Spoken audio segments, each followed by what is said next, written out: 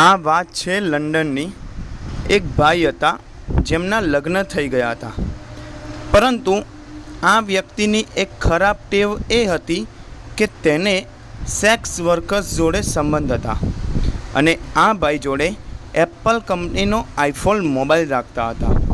હવે એકવાર થયું એવું કે આ ભાઈએ સેક્સ વર્કર્સ જોડે મોબાઈલમાં મેસેજથી વાત કરી અને પછી તે વ્યક્તિએ બધા મેસેજ પણ ડિલીટ કરી દીધા, કારણ કે પત્નીને ખબર ન પડી જાય એટલા માટે।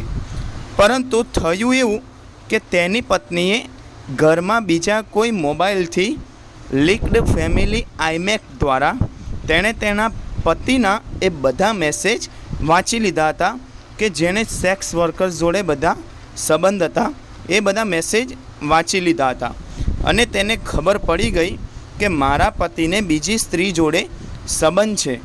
પછી તો પત્નીએ તરત જ છૂટાછેડાની અરજી દાખલ કરી દીધી અને પછી શું, પરિવાર આખું ખેદાન મેદાન થઈ ગયું એક ભૂલના કારણે, કે એ ભૂલ હતી પત્ની સિવાય બીજી સ્ત્રી જોડે આડા સંબંધ।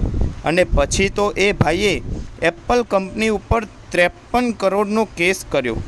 તેના મોબાઈલમાં કોઈ સેફ્ટી નથી એ રીતનો તેણે કેસ કર્યો અને એ કહેવા લાગ્યો કે મેં જે મેસેજ ડિલીટ કર્યા હતા તો એ મેસેજ મારી પત્નીને દેખાયા કઈ રીતે, અને જેથી મારી પત્નીને છૂટાછેડા લેવાનો વારો આવ્યો, એટલે હું આ કંપની ઉપર 53 કરોડ રૂપિયાનો કેસ કરું છું।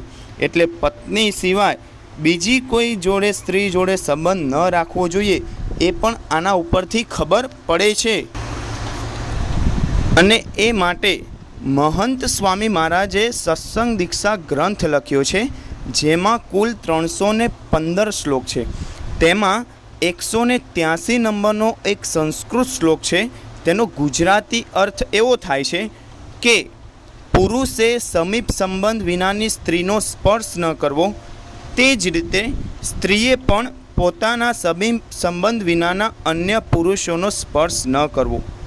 આ શ્લોકમાં ઘણું બધું સમજવાનું છે, કારણ કે પરિવાર સુખી અને સંપીલો રાખવા માટે આ શ્લોક સમજવો ખૂબ જ જરૂરી છે।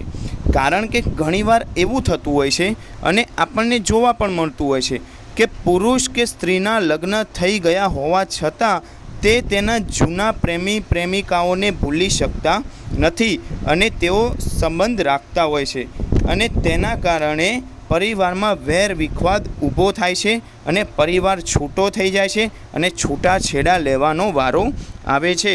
અને ઘણીવાર લોકો બહાર પૈસા આપીને શરીર સુખ માણવા જતા હોય છે અને શારીરિક સંબંધો બાંધતા હોય છે, જેના ઉપરથી એટલી ખબર પડે કે પતિ પત્ની વચ્ચેનો એકદમ નિકટ પ્રેમ હોતો નથી, જેની જાણ આપણને આ લંડનની એક ઘટના ઉપરથી પણ થાય છે।